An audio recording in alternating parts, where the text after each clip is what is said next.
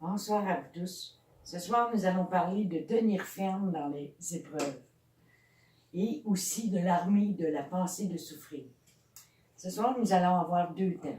Le premier temps, c'est l'introduction que je vais faire.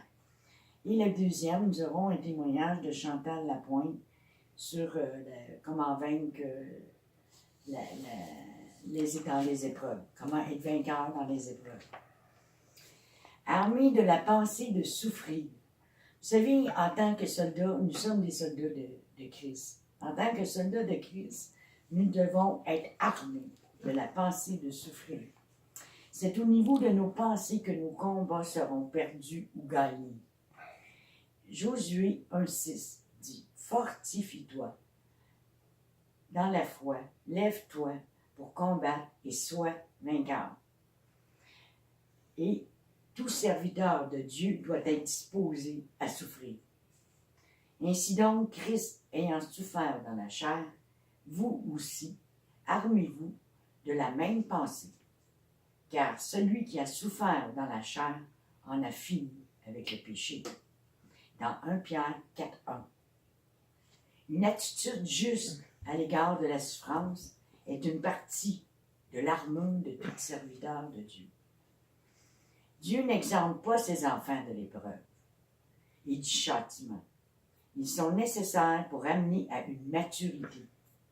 La souffrance choisie délibérément par ceux de ses enfants qui ont le désir ardent d'être entièrement à son service. Plus nous voulons servir le Seigneur, plus les épreuves vont venir nous attaquer. Parce que l'ennemi, lui, il ne veut pas. Il ne veut pas qu'on serve le Seigneur, il veut qu'on le serve lui. Mais nous avons tout pouvoir sur l'ennemi. Être disposé à souffrir suppose le choix volontaire d'un chemin de souffrance pour les intérêts de Christ. Que nous avons à cœur d'endurer l'affliction pour sa cause. Il n'est pas question ici de la somme d'épreuves que nous serons appelés à traverser, mais de notre attitude à leur égard. Nous l'acceptons comme une chose normale. Toutes les fois que l'épreuve se présente à nous, nous continuons tout droit notre route. Il faut apprécier la valeur de la souffrance. Certains chrétiens endurent la souffrance, mais n'en apprécient pas la valeur. Ils la traversent sans gratitude envers le Seigneur, soupirant uniquement pour en être délivrés. Ils n'acceptent l'affliction de bon cœur, la considérant comme quelque chose de pénible qu'ils doivent subir. Leur comportement montre qu'ils ne comprennent pas l'utilité de l'épreuve. Rien ne nous découragera si nous avons compris la signification de la souffrance.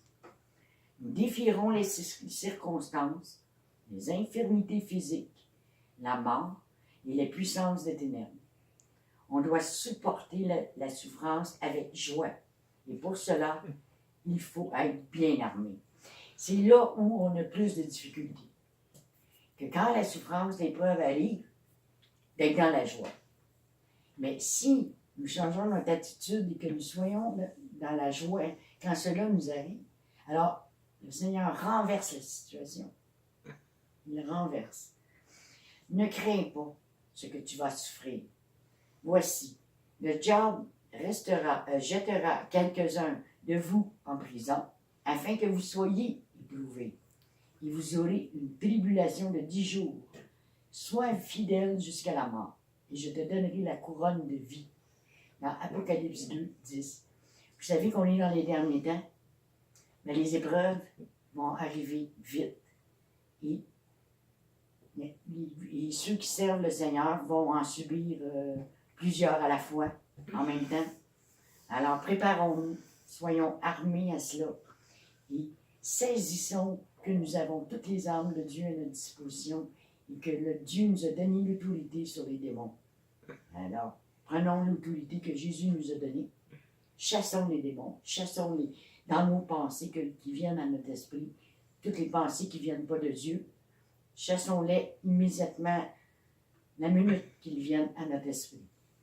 Dieu a besoin de serviteurs qui veulent travailler avec lui et qui n'hésiteront pas à renoncer à tout même à leur vie, pour atteindre ce but. Ils l'ont vaincu à cause du sang de l'agneau et à cause de la parole de leur témoignage. Ils n'ont pas aimé leur vie jusqu'à craindre la mort. Dans Apocalypse 12, 11. Si nous remplissons les mêmes conditions, les assauts de Satan, dit que Satan dirigera contre nous, seront vains. Il est incapable de vaincre quiconque est prêt à perdre sa propre vie. Ce que Paul nous dit à ce sujet dans Philippiens 1, 29 et 30, et c'est là de la part de Dieu car il vous a été fait la grâce par rapport à Christ, non seulement de croire en lui, mais encore de souffrir pour lui, en soutenant le même combat que vous m'avez vu soutenir et que vous apprenez maintenant que je soutiens.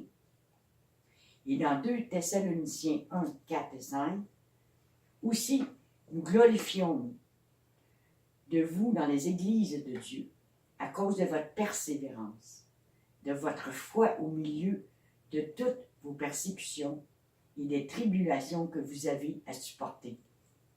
C'est une preuve juste, jugement de Dieu, pour que vous soyez jugés dignes du royaume de Dieu pour lequel vous souffrez. La souffrance est la porte du brisement, une porte d'entrée dans l'obéissance. Il faut apprendre à obéir à l'Esprit de Dieu.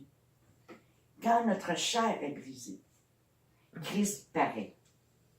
Il faut garder nos pensées et nos yeux sur Jésus-Christ. L'ennemi n'a aucune puissance de rentrer dans le chemin de la victoire. Lui, là, la victoire, notre victoire, il n'est pas intéressé d'aller là. Lui, il veut notre défaite. L'ennemi n'a aucune puissance. Prenez l'exemple de Moïse, qui a ouvert la mer en deux pour faire passer le peuple. Mais lorsque l'ennemi a passé, la mer s'est refermée sur eux. L'ennemi sème une pensée dans notre pensée et regarde de l'extérieur ce qu'on va faire avec ça. La gardons-nous, cette pensée, ou la mettons-nous au pied de la croix? Dieu nous a appelés à vivre dans la liberté, quand nous tournons nos yeux vers la croix. Prenons autorité sur l'ennemi, car Christ a tout accompli à la croix. L'ennemi est vaincu. Le premier endroit que Satan attaque, c'est dans nos pensées. Si on ne mange pas la bonne nourriture, on devient malade. Mais c'est la même chose dans le spirituel. De quoi nous nourrissons-nous?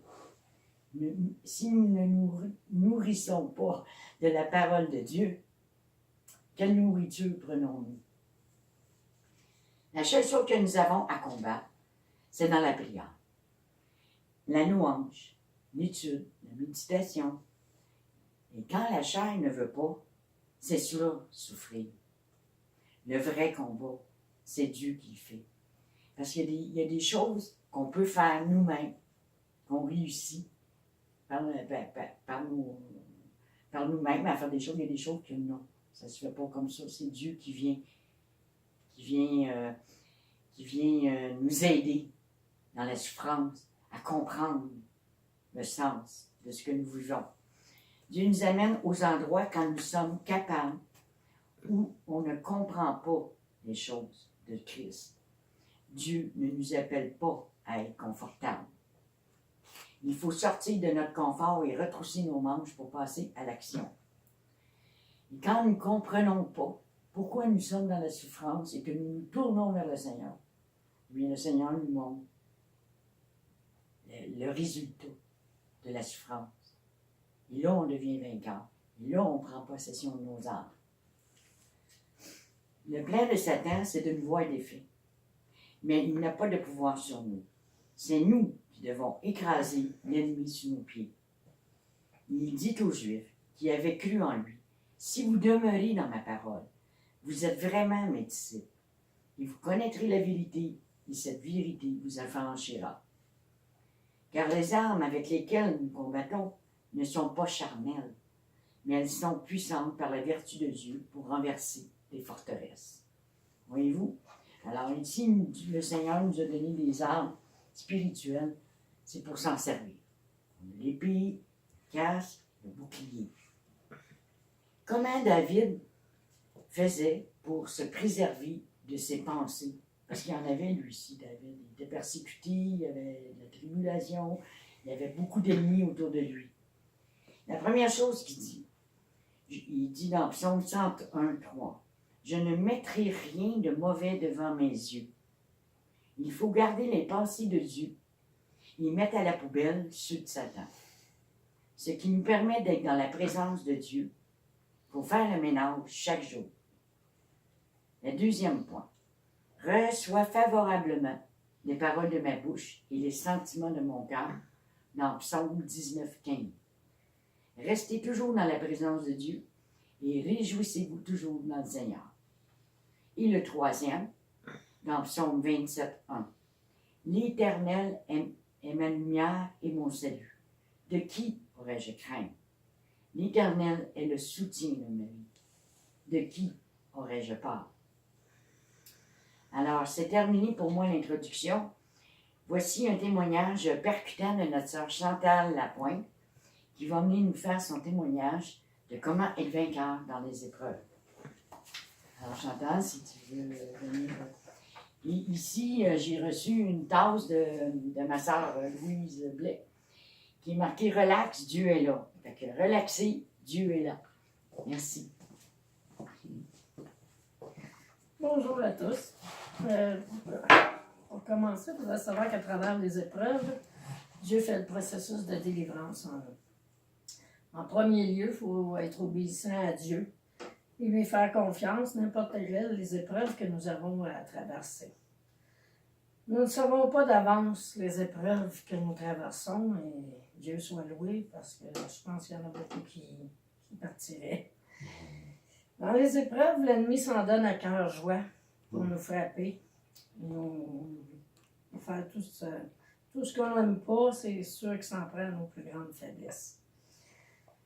Je vais vous donner un exemple de ce qui m'est arrivé. C'est un peu mon témoignage que ma sœur Claire a demandé, ce que je vais faire. Mon père est tombé malade, il a un Parkinson, puis il n'arrivait plus à rester seul. Dans le passé, moi et mon père, on ne s'est jamais entendus. Ça, c'est très important. On n'a jamais réussi à s'entendre. J'ai donc pris la décision, s'il fallait la prendre, donc j'ai donc été passer une fin de semaine chez eux. Mais j'étais loin de me douter de tout ce qui était pour arriver ensuite. On va commencer par le début. La relation mon père est athée, donc je ne pouvais pas parler de Dieu. Moi qui passais beaucoup de temps, disons, en présence de Dieu chez moi, quand je vis seule. Mon père m'a toujours rejeté, il m'a toujours abaissé. Il n'a jamais eu des belles paroles, sauf de rire de moi dans le monde, ou ces choses-là.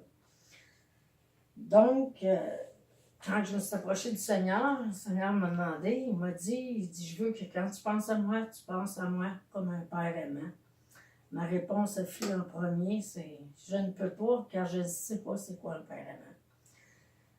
À partir de là, je pense que lui, le Seigneur savait qu'il était pour entreprendre ce processus-là. J'avais toujours ce verset qui me venait à l'esprit. Tout le temps que je pensais, je me demandais si c'était le bon chemin à prendre. Fait que donc, j'avais le verset Éphésiens 6:2. Honore ton père et ta mère, car le premier commandement avec une promesse. À chaque fois que je pensais, est-ce que je dois prendre mon père? C'était le verset. Donc, j'ai dit, je vais obéir à Dieu. C'est la clé de toute chose, il faut obéir à Dieu. Fait que je me suis dit que dans ce processus-là, si c'était la volonté de Dieu, qui était pour être là, qui était pour m'appuyer, puis que je n'avais pas aucune crainte, c'était ça. Je planifiais d'aller discuter avec mon père une fin de semaine. Pendant cette fin de semaine-là, une fin de semaine de discussion, voir comment on était pour agir, vu sa maladie. Le premier dodo que j'ai fait là, j'ai été me coucher, puis je me suis réveillée, tous les muscles de mon corps étaient en contraction, je ne sais pas comment expliquer, mais j'étais recourbée sur moi-même, pareil comme des crampes partout dans les muscles de tout mon corps, je n'arrivais pas à me lever, j'avais énormément de douleur, j'ai réussi à me glisser en bas du lit. J'ai pris mon téléphone, puis j'ai appelé une sœur en Christ, j'ai expliqué ce qui se passait, c'était très douloureux. Puis on s'est mis à prier, puis c'est parti. On a chassé tous les démons, tout ce qu'il pouvait avoir alentour, puis mes muscles sont revenus, tout était correct. À partir de ce moment-là, on a eu des gros doutes. Là, j'avais encore de doutes, malgré que quand l'ennemi nous attaque, c'est qu'on est dans le bon chemin. Il ne faut surtout pas l'oublier. Ah oui. Ah oui. Souvent dans les épreuves, fait que c'est ça. L'ennemi nous attaque physiquement, moralement, dans nos pensées. C'est très difficile, surtout quand on est. Ça fait pas longtemps que je suis convertie, fait que les épreuves, on les apprend à la dure. Suite à cette discussion, la décision est prise, mon père viendra demeurer avec moi. Ensuite, j'entreprends un grand ménage pour faire une chambre au sous-sol parce que je vivais seule, seulement qu'une chambre en haut. Puis, étant donné mon père est Parkinson, j'y ai laissé ma chambre. Il a fallu que je fasse un grand ménage, que j'aménage une chambre à la cave pour moi, et ainsi de suite. À travers tout ça. Bon, pendant ce temps-là, mon fils le plus jeune, il m'accuse de toutes sortes de choses insensées qui n'avaient pas de sens. Je ne sais même pas où il était chercher ça. En plus qu'il y a une personne de son entourage qui est jalouse, elle a mis des choses en tête, puis il m'en accusait, il ne voulait plus me parler. J'ai essayé de communiquer avec, j'étais pas capable. C'était impossible, j'ai aucune idée. Une moment donné, il m'a juste dit que je m'étais jamais occupée de lui, puis etc. Puis je comprenais pas, mais il ne voulait pas discuter. C'est le deuxième coup dur que j'ai eu. Pendant ce temps-là, mon père est venu demeurer chez moi, puis je devais dormir dans le salon en attendant que les travaux finissent. Je travaillais donc 40 heures semaine, j'avais mon père à la maison, puis j'avais les travaux à faire. Fait que je dormais pas beaucoup dans une semaine. Puis,